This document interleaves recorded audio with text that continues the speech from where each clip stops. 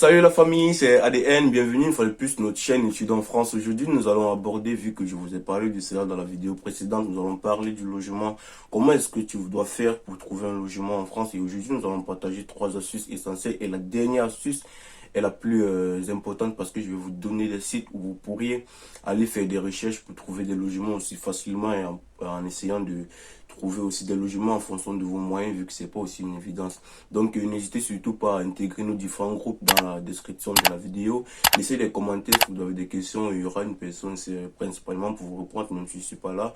Et peut-être d'autres personnes qui sont dans la chaîne pourront aussi répondre en commentaire. Donc n'hésitez surtout pas à vous abonner à nos différentes plateformes pour suivre nos actualités, vu que en dehors des études, il y a plusieurs activités qui se développent en France et je vais partager mon expérience personnelle. Il y a mes camarades qui sont dans d'autres villes en France aussi et qui étudient, qui vont partager avec vous leur expérience personnelle aussi. Donc on se retrouve tout juste après le générique pour en parler. On y va!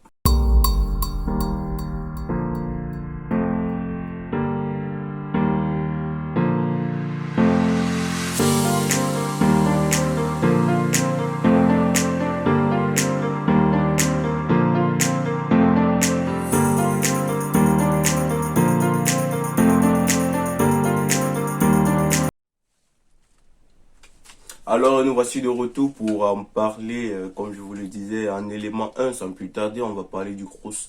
Le CROUS, c'est un établissement qui propose des logements pour des étudiants. En fait, c'est pour l'État français qui a pour but de trouver des logements pour les étudiants. Et évidemment, il y a un restaurant à l'intérieur du CROUS de chaque établissement. Donc, à l'intérieur de chaque établissement, il y a un CROUS. Les établissements publics, il y a un CROUS et des logements qui sont proposés pour pouvoir aider les étudiants à bas coût à trouver des logements. Et comment ça se passe au CROUS? Le CROUS, pour avoir un logement au CROUS, ça se passe en 2 étapes essentielles. La première étape, c'est la phase qui concerne les étudiants qui sont déjà en France. En fait, ils sont privilégiés. Donc, tous ceux qui sont en France peuvent faire des demandes de CROUS. Et la deuxième procédure du CROUS, c'est la phase complémentaire. La phase complémentaire consistera à postuler pour ceux qui ne sont pas en France en fait. Et elle n'est pas garantie parce que vu le nombre de places que les étudiants qui sont déjà en France vont récupérer, je n'ai pas sûr d'avoir un logement. Donc personnellement, je ne peux pas vous conseiller de faire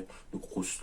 Donc ça me donne directement le temps d'entamer avec la deuxième possibilité, c'est le logement chez particulier. Et voilà, je vous propose de postuler chez un logement, permettre de trouver des logements plus facilement à travers des sites internet. Donc ça fonctionne comment? Des particuliers, ils postent le logement et ils cherchent des clients, des potentiels locataires pour pouvoir intégrer leur cité. Par exemple, ça peut être des colocations ou bien ça peut être des logements individuels.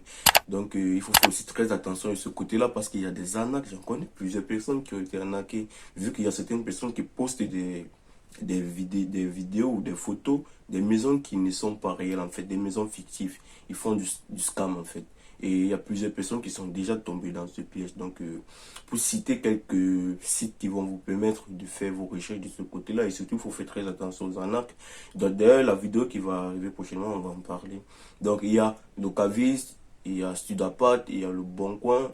Dans tous les cas, je vous laisse le lien dans la description pour pouvoir entrer en contact avec ces différentes plateformes. Il y a aussi Airbnb. Donc, je vous laisse les liens, comme je vous ai dit, pour pouvoir faire vos recherches. Et si vous avez des préoccupations, n'hésitez surtout pas à poser vos questions, à demander pour ne pas être arnaqué, en fait. Parce que les gars, ils sont trop forts de ce côté-là pour arnaquer les gens, de les logements. Et après, tu n'auras que tes yeux pour pleurer. Le groupe est là pour pouvoir exprimer vos besoins, exprimer vos désirs, poser vos questions, il y aura toujours une personne pour vous répondre en particulier. Et en élément 3, la plus essentielle, c'est de partir vers les agences immobilières. J'en connais plusieurs qui ont fait vers les agences immobilières et qui ont eu le loyer. Donc, c'est aussi facile que ça. Et pour entrer en contact avec une agence immobilière, c'est assez facile. Il y a différents sites et aussi il y a des arnaques, donc il faut faire très attention.